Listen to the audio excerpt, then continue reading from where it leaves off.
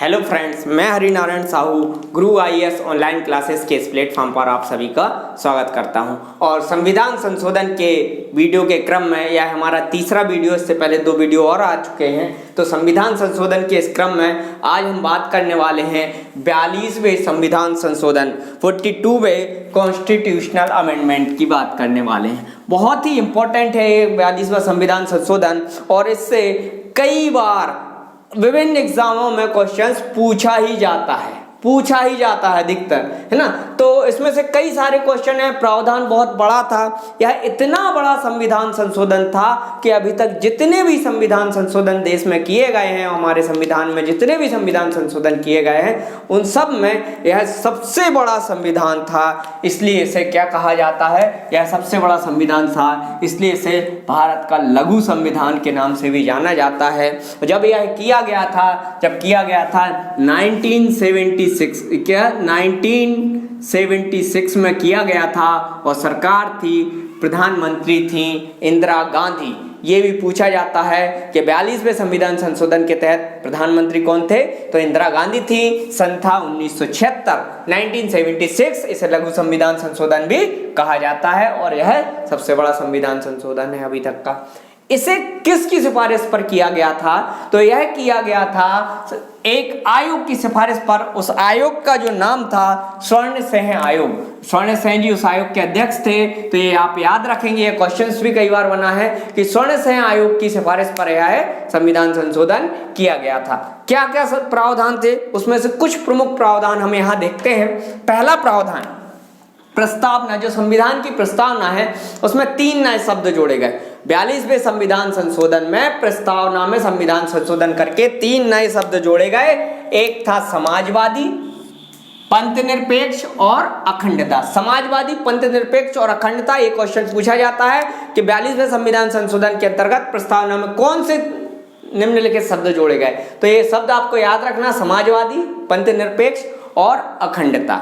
Clear है। इसमें जब मैं प्रस्तावना का वीडियो बनेगा उसमें आपको समाजवादी, पंथ निरपेक्ष के सब क्लियर से समझा दूंगा। दूसरा, मूल कर्तव्य जोड़े गए। ये संविधान में मूल कर्तव्य मूल संविधान में नहीं थे। ये 42वें संविधान संशोधन में एक नया भाग संविधान में भाग 4 का जोड़ा गया, और आर्टिकल नंबर 51 का जोड़ा गया, जिसमें 10 पॉइंट थे, फिर बाद में एक और जोड़ा गया। तो आप याद रखेंगे, भाग 4 का आर्टिकल 51 का जोड़ा गया, और मूल कर्तव्य भी इसी के अंतर्गत जोड़े गए। फिर देखते हैं, राष्ट्रपति को कैबिनेट सलाह मानने के लिए बाध्य किया गया। राष्ट्रपति को कैबिनेट की, पहले ऐसा नहीं था, संविधान में ऐसा कहीं नहीं लिखा था कि राष्ट्रपति मंत्रिपरिषद अर्थात कैबिनेट की सलाह मानने के लिए बाध्य है। लेकिन 42वें संविधान संशोधन के तहत यह किया गया कि राष्ट्रपति को कैबिनेट की सलाह मानने के लिए बाध्यकारी है, उसे मानना ही पड़ेगा। क्लियर है। तो अगला, प्रशासनिक अधिकरण स्थापित किया गया। क्या होता है प्रशासनिक अधिकरण, ये बताते।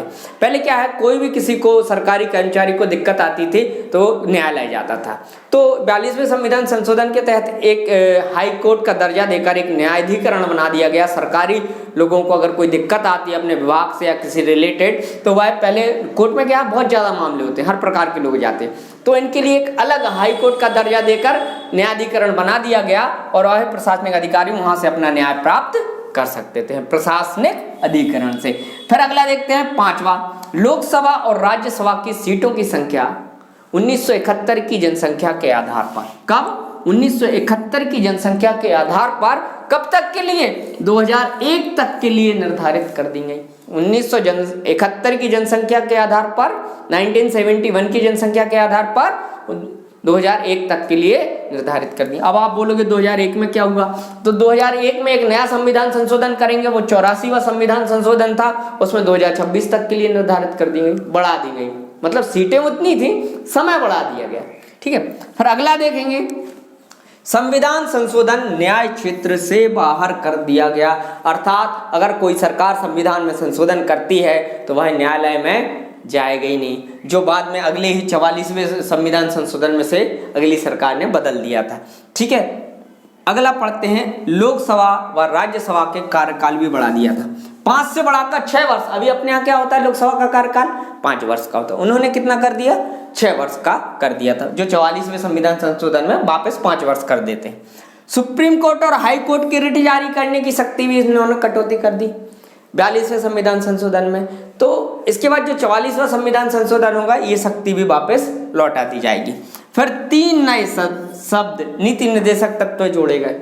एक था निःशुल्क विधिक सहायता, पर्यावरण संरक्षण का और प्रबंधन में कर्मचारियों की भागीदारी। याद रखना फिर से, क्या कौन सा?